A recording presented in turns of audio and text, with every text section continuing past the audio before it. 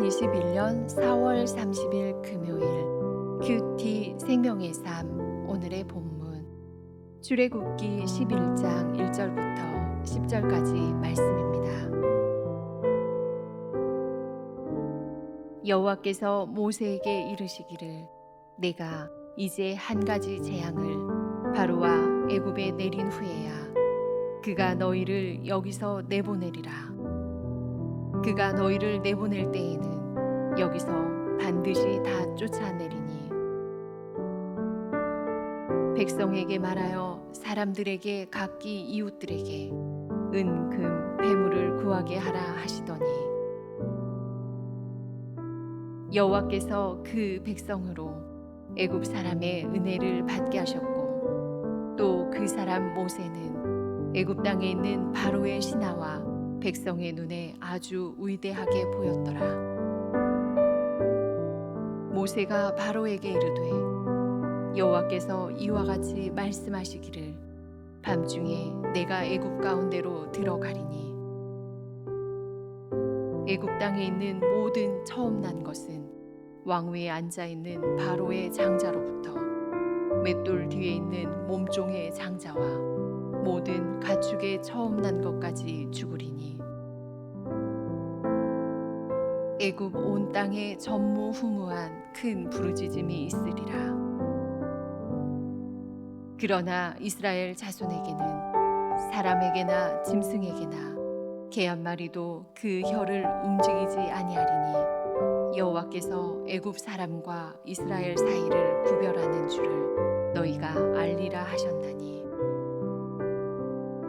왕의 이 모든 신하가 내게 내려와 내게 절하며 이르기를 너와 너를 따르는 온 백성은 나가라 한 후에야 내가 나가리라 하고 심히 노하여 바로에게서 나오니라.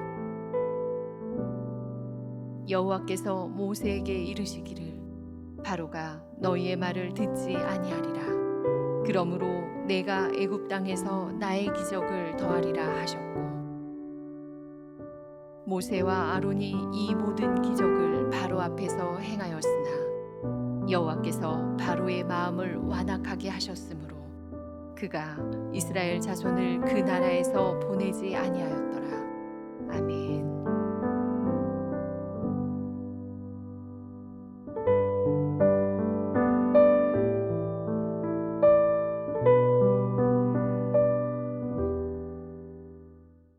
우리가 세상을 살아가면서 왜 하나님께서는 저토록 악한 사람을 내버려 두실까 하고 의문을 품는 경우가 있습니다.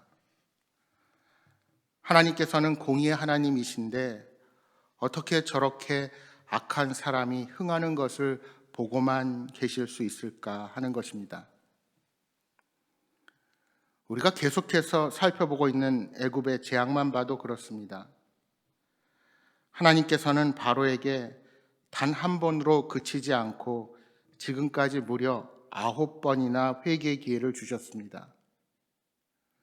하나님께서 이렇게 여러 차례 경고를 주시고 심판을 늦추시는 이유가 무엇입니까?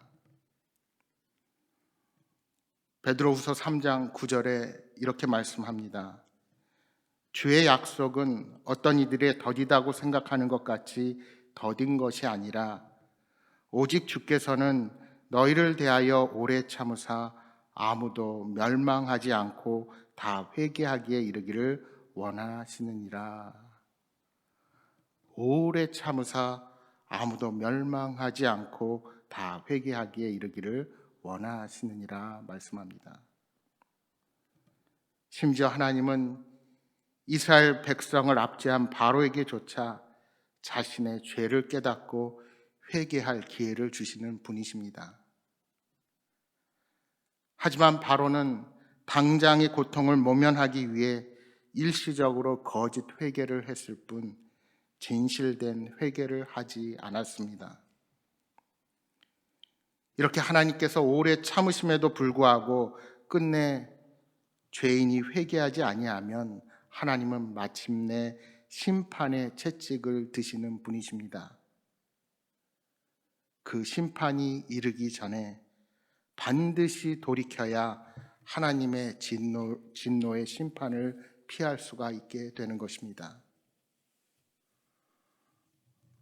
바로와 모세가 다시는 서로의 얼굴을 보지 않겠노라 선언한 그 자리에서 하나님은 마치 모세에게 귓속말을 하시듯 이후에 일어날 일들을 말씀해 주십니다. 한 가지 재앙만 남았는데 그 후에 이스라엘은 바로에게 쫓겨나듯이 애굽을 나서게 될 것입니다. 그래서 하나님은 이스라엘 백성에게 각기 이웃들로부터 은금 패물을 받게 하라고 하십니다. 하나님께서 애굽 사람들의 마음을 움직이셔서 이스라엘 백성에게 은금을 순순히 나누어 주게 된다는 것입니다. 어떻게 이런 일이 가능하게 되었을까요? 본문 3절 말씀해 보시면 모세는 애굽 땅에 있는 바로의 신하와 백성 눈에 아주 위대하게 보였다고 말씀합니다. 그들의 재앙이 거듭되는 과정에서 하나님이 모세를 통하여 한 일을 보고 듣게 되었습니다. 더구나 거듭되는 재앙 속에서 고생 땅이 구별되는 것을 보면서 이스라엘 백성들을 더 이상 노예가 아닌 하나님의 보호를 받는 특별한 대상들로 보게 된 것입니다. 그러니 이스라엘 백성들에 향한 어떠한 적의를 보이지 않고 두려움의 존재로 빨리 애굽 땅을 떠나기만 바라고 있었던 것입니다. 이제 이스라엘 백성들은 400년이 넘는 기간 종살이한 그 대가를 받아 그 땅을 나올 수 있게 된 것입니다. 여러분, 우리 하나님은 해방의 그날 그들을 그냥 빈손으로 떠나게 하지 않으시고 그간의 고통을 돌아보시는 하나님이십니다. 하나님께서는 이후에 이스라엘 백성들에게도 종들을 내보낼 때에는 절대로 빈손으로 보내지 말라는 법을 세우십니다. 여러분, 신명기 15장 12절 이하 14절에 이렇게 말씀합니다. 내 동족 히브리 남자나 히브리 여자가 내게 팔렸다 하자.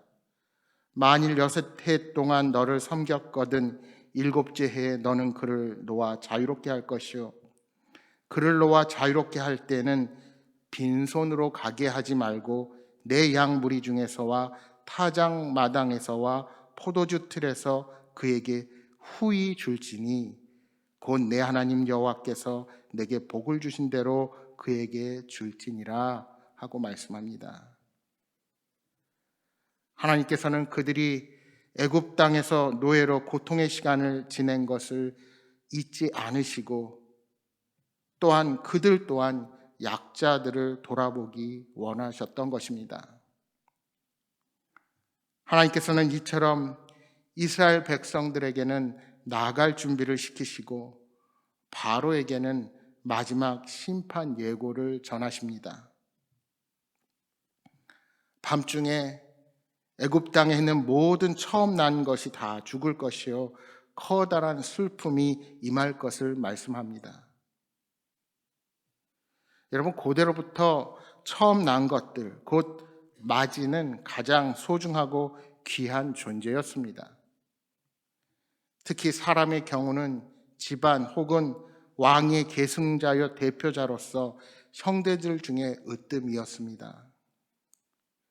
그런 마지들이 모조리 죽게 될 것이라는 사실은 실로 가공스러운 재앙이 아닐 수 없었습니다.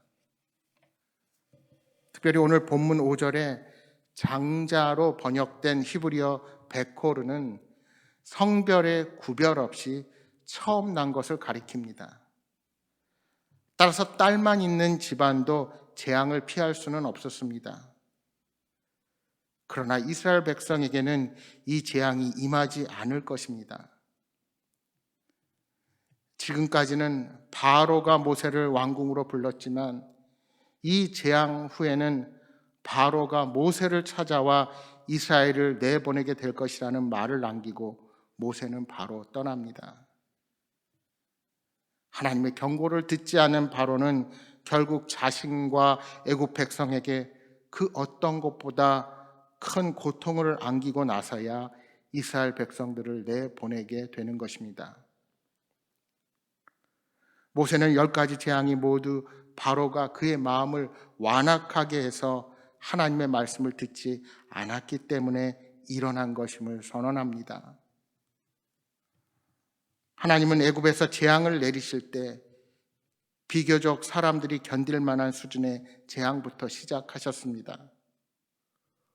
우박 재앙을 제외하면 사람이 죽는 재앙이 없었습니다.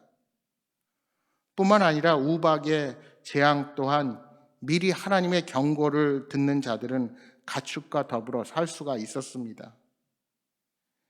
재앙을 내리실 때마다 모세와 아론을 보내 경고하시고 또 바로가 거짓으로라도 뉘우치면 재앙을 없애주시기도 하셨습니다. 하나님은 바로에게 회개할 기회를 주시기 위해 이처럼 여러 번에 걸쳐서 점진적인 재앙을 내리신 것입니다. 그러나 바로는 자신의 완악함 때문에 애굽 백성 모두를 커다란 고통과 슬픔으로 몰아넣었습니다. 여러분, 사람이 고통을 당하는 원인은 대부분 그 자신 안에 있습니다. 하나님을 부인하고 경고의 표징이 계속되어도 인정하려고 들지 않는다면 결코 그 어려움을 벗어날 수 없습니다. 따라서 우리가 세상을 살아가면서 하나님을 인정하지 않으면 당장은 아무런 문제가 없고 잘 살 것 같습니다. 아니, 그렇게 평생을 세상적인 눈으로는 잘 살다가 우리의 인생을 마칠지도 모릅니다.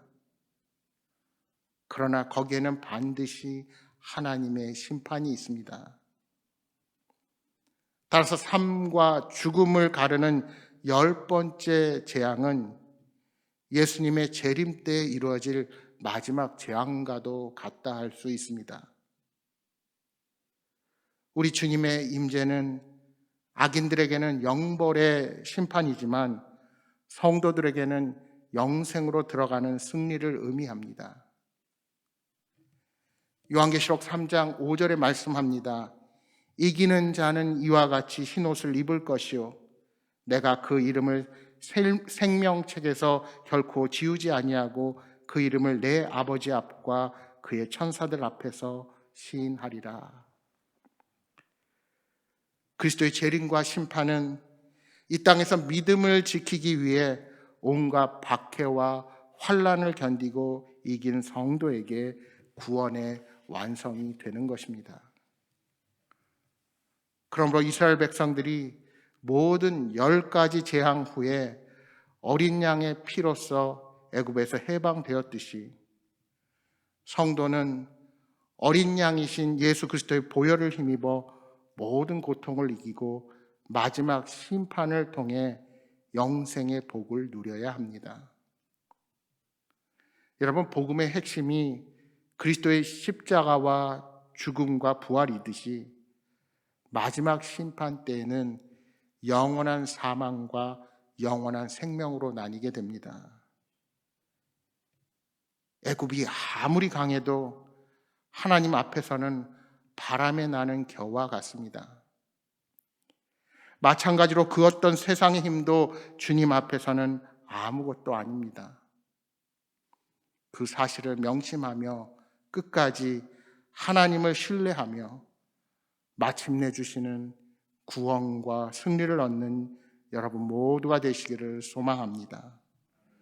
사랑하는 여러분, 오늘 하루도 하나님과 동행하며 기쁨 가운데 거하시기를 주님의 이름으로 축복합니다.